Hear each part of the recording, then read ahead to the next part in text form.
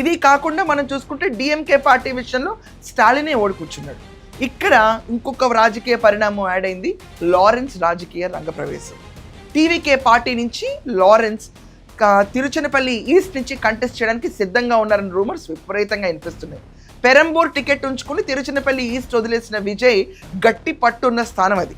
అలాంటి విజయ్ థంపింగ్ మెజారిటీతో గెలిచి, అది కాకుండా ఫ్రెష్ వూండ్ అది. విజయ్ గవర్నమెంట్ ఫామ్ చేయడానికి గవర్నర్ చాలా హింసలు పెట్టారు, అది చూస్తూనే ఉన్నాం.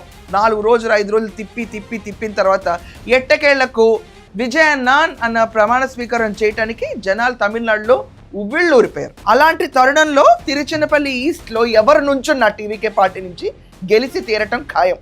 కానీ ఇక్కడే మొదలైంది అసలు రాజకీయ సంక్షోభం. ఏంటంటే అన్నమలై వీఆర్ ద లీడర్స్ పేరుతో మూమెంట్ స్టార్ట్ చేశారు. పార్టీ పేరు ఇంకా రిజిస్టర్ చేయలేదు, ఆయన చేసుకోబోతున్నారు.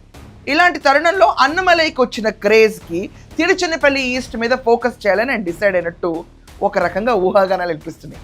ఒకవేళ అన్నమలై తిరుచినపల్లి ఈస్ట్ మీద ఫోకస్ చేసి at the same time DMK party నుంచి స్టాలిన్ కూడా తిరుచినపల్లి ఈస్ట్లో నుంచాలన్న ఆలోచన చేస్తున్నారని రూమర్స్ వినిపిస్తున్నాయి. ఇంతమంది ఫోకస్ చేసి తిరుచినపల్లిలో నుంచుంటే గెలిచేది ఎవరు? ఇది ఒక రకంగా తమిళనాడు పల్స్ని బయట జనాలకి ఎక్స్ప్లెయిన్ చేసే మాడ్యూల్ అవుతుందా?